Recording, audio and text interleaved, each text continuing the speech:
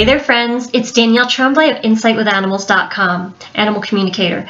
So happy January 2018. It's January 3rd, and yesterday I just had a really new positive experience with one of my cats.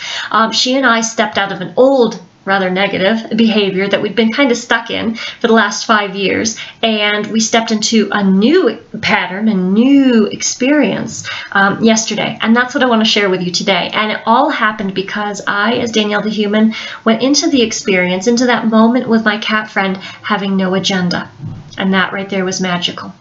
So what is an agenda? An agenda is the idea that a human has that often involves others, sometimes other humans, other animals, where we want to accomplish something.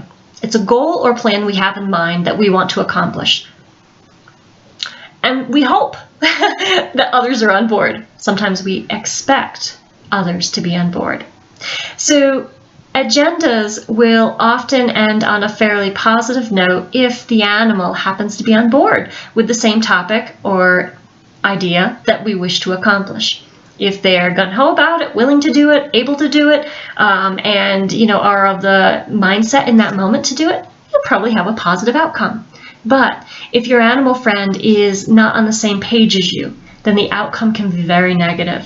Maybe your pet is in disagreement with what it is you want to do that day. Maybe the animal's confused by what it is you're wanting to do. Maybe it's their first time doing it, they've never done it before, or maybe they've got something else in their mind that they're worried about, and so their mind isn't on the same focus as yours is in that moment. If they're not on the same page as you, then their energy and your energy is probably misaligned versus flowing in alignment at accomplishing a deed together, and so you may kind of end up in a negative experience with each other. It's very important as a human working with an animal friend to be aware of where your pet is when you're wanting to accomplish something. That's respecting their boundaries. That shows them that you care very much about where they stand physically, mentally, emotionally. So let me give you a concrete example before I get to my experience. Let's pretend I'm a horse owner. I look at my watch, I say it's 3 p.m. I have an hour and a half free. It's a sunny day out and I want to go down to the barn and ride my horse. I want to go for a ride today. That's a concrete example of me having an agenda. So let's say I get to the barn and I settle up my horse and I'm not paying any attention to the horse's mental standpoint at that moment. Maybe I don't notice this. They seem worried about the new horse in the stall next door. Their mind isn't really focused on riding. But I overlook that, or I ignore it, or I really want to go for a ride, and so I don't pay any attention to it. I have an idea in mind, and I wish to accomplish it at all costs. If I ignore the fact that my horse is acting a little unsettled as I saddle them up, and as I pull them out of the barn, they're really starting to pull me back to the barn. They're making it crystal clear they don't wish to go for a ride. If I'm ignoring all these energetic and physical body language signs that my animal friend's giving me, that's information. It's probably not such a great thing to ignore because they're telling me something and they're asking me to listen. And if I ignore them or override them or overpower them because I have an agenda, then our energies on the ride may not be aligned and we may end up with a frustrating or negative experience of some sort. And, well, that can happen when beings don't listen to each other. It can happen for a slew of reasons, but that can be a really big one. So let me share with you an experience that I had with my 9-year-old cat yesterday that was really fun, new. It involved this. The old pattern she and I had been in was over the last 5 years, I have been unable to trim her nails because it always resulted almost instantaneously with a scratch or a bite or multiple bites that drew blood. Always ended up with me getting hurt. So over these past 5 years, I've always brought her to the vet instead and had her nails trimmed by the vet techs because she's away from home. She's a little bit nervous, although not completely, and she always has positive behavior. She actually always gets really positive reports. They really enjoy her when she comes in to get her nails trimmed because she doesn't act in the same way with me as she does with them. She has a different experience, a more positive one. Works for me because I get her nails trimmed, which is good for her body posture and alignment, and works for her because it's not ending with her nailing me every time and having this distrust and discord created repeatedly in a pattern sort of way between us. So yesterday I had just gotten done trimming one of my cat's nails, and I happened to be walking into the room that Lyra was sitting on a table in. I was going to put my nail trimmers away, and I happened to look over, and I had this gentle, light thought of, I wonder if Lyra would let me trim her nails.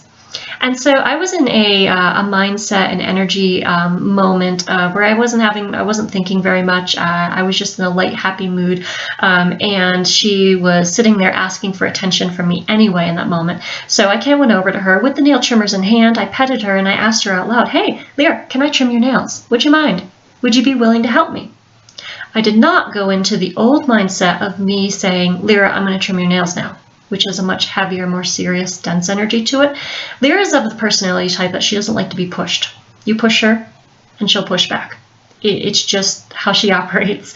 And I don't look at it as a wrongness. It's just her being who she truly is, standing up for herself. And with me and her, I personally don't have a problem with that. The dynamics of that is okay with me. With that said, I didn't push, and so she didn't push back. I just asked. And when I went to lift her front paw, she was body language wise very gentle, very open and at ease. I could feel her energy. Her mindset was very surprised that I was lifting her paw, but she wasn't telling me no. She was like, "Oh, what are you going to do?" And so I extracted her nail, I trimmed just the edge, and I put her foot down and I petted her and I said, "Thank you." And I observed how she was rather surprised, and I was rather surprised that she let me. She was surprised that she let me as well. And so I felt the energy. It was still open and wide. I lifted up the second nail of the same foot and I trimmed it, put the paw down, patted her, thanked her, and asked her, "Hey, can we do a third one?" She let me go through 7 nails. 6 on one, she's got extra toes, 6 on the one paw, and 1 nail on the other before her energy then shifted. When I started to do the 8th, I could feel her energy shift from openness into resistance, which to me felt like heaviness, contraction. I could also see a second later her body language shift into pulling away from me. Her tail was starting to swish. I know Lyra inside now, so I recognize the signs of her saying, "I don't want to do this anymore." I was listening in that moment, and I was okay with her telling me no.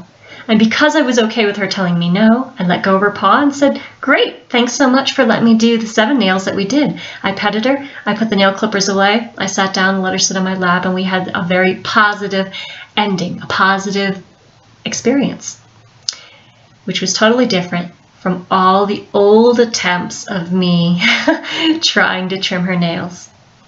It was a spur of the moment, spontaneous nudge that I got in that moment, probably from the divine, of, "Hey, let's see if we can trim your nails." I followed the energy of that and continued to witness if she was cool with it or not. And I continually monitored my own energy. At one point, I had the thought cross my mind of, "Oh my gosh, she's letting me trim, 5 of her nails. Let's see if I can get the front 2 paws done." That right there, I heard that and I stopped myself and I said, "I'm not going to do that. I'm not going to carry on the energy of that thought, because 1, that puts me into an agenda, and 2, she'll feel that, and I know Lyra, she'll shut it right down. She's just not one of those animals who likes force." So I stayed out of that energy, and we were able to accomplish 2 more nails. And I said to myself at the end, "Wow, how cool is this? We just created something new." So my point is, staying open and staying out on an agenda can be so valuable. What is it she and I probably accomplished from all of that? Well, chances are, and only time will tell, she'll probably let me trim a nail or 2, or maybe more, again in the future. She and I developed a bit more trust in that what was originally a negative sort of trust pattern when it came to trimming nails.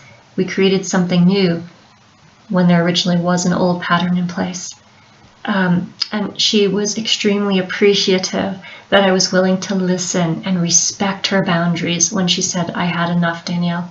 Let me go." Respect, truth, honesty.